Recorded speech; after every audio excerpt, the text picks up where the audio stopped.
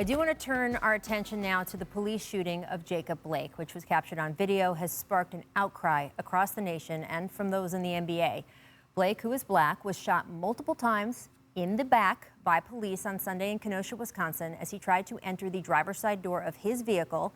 His 3 children were in the SUV. Blake, who is 29 years old, is hospitalized in serious condition. His father says he is paralyzed from the waist down and that doctors don't know if that paralysis will be permanent. Police have released few details. The case is being investigated by the State Justice Department.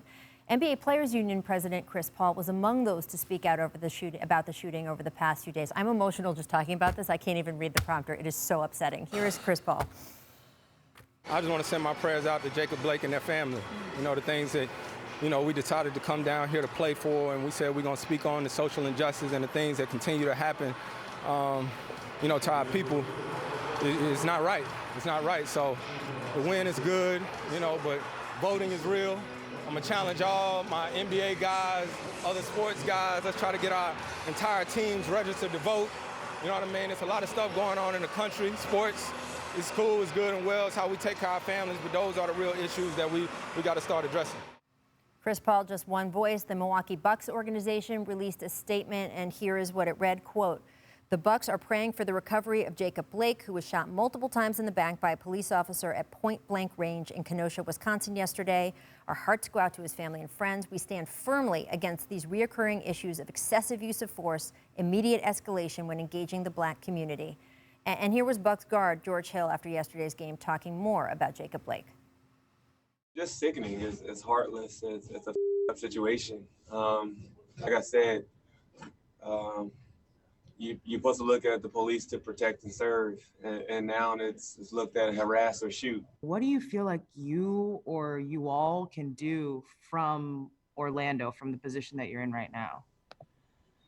I mean, we can't do anything.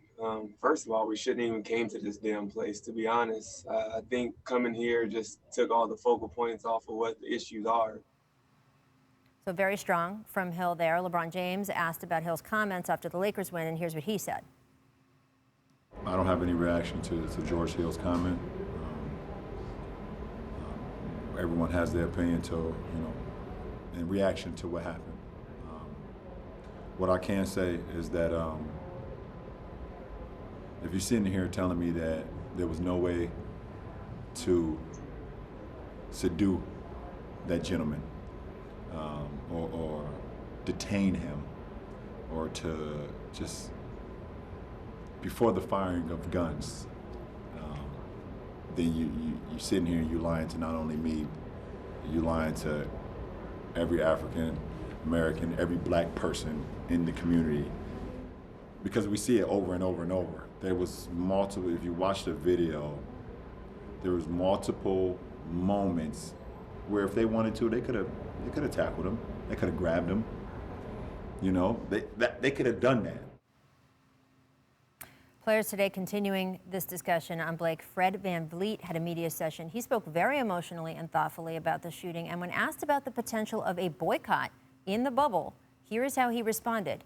There are a lot of things being discussed, so he didn't dismiss the idea of a potential boycott there. And Matt, you saw, I think about those 3 kids in the SUV, and I'm sorry, I just kind of start to lose it about this, but we all, I think on this set, agree about the state of what happened there.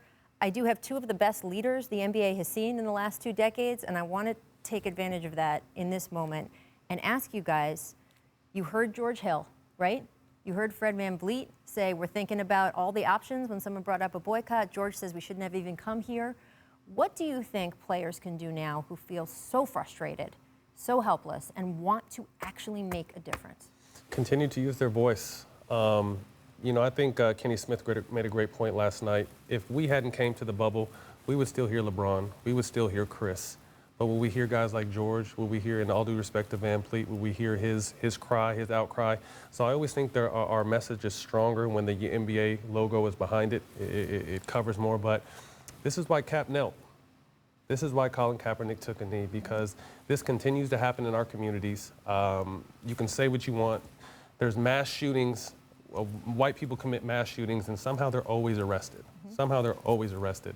And then you see countless numbers of unarmed African Americans being killed for no reason. You know, the police are here to protect and serve, but somehow they've got in their mind now they need to play judge, jury, and executioner.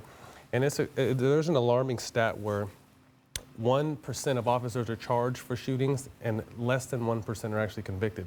So they don't fear there's any consequences to them because the police union is so strong. So we talk about defunding the police, and I think that's a good idea. I think the verbiage needs to be changed because we do need police officers, but we need to take a look at the police unions and then allocating funds for situations. So like this man was breaking up a fight in the neighborhood between two women. He nearly ends up getting killed in front of his children. Now he's paralyzed for the rest of his life. And what's really going to happen to these cops? Right now, they're paid leave. So you're trying to tell me you can kill someone and go home and just and get paid and not have to do anything? Like what? That doesn't sound like punishment to me. Like that's cool. You know, if you're still going to pay me and I can go home. So the punishment is trash. It continues to happen, and we need to figure something out. So like they said, voting is very important. We need 3 more Senate seats and then a vice president who will sign off on this new George Floyd Justice and Policing Act. So it's very important to get to the polls in November. Yeah, I agree. I mean, I haven't watched the video on purpose. Yeah. Tired of it. Just tired Every of it. day. You know, every video is the same. So it sucks. You know, it really does. And you listen to all the guys and their comments, and make no mistake about it, George Hill had an option. He had a choice. You know, he didn't have to be there. You know, he chose to go join his squad, his team. And, you know, I salute him either way. You know, it's up to him. But, you know, the platform is, the lights are a lot brighter, you know, down there, and guys can push their line, push their agenda. You say, what can we do? Right. Whatever we do, we have a ton of leverage as players, a ton of leverage. But you have to do it and be organized. You have to be together, and you got to push the line. Thanks for watching ESPN on YouTube. For live streaming sports and premium content, subscribe to ESPN+.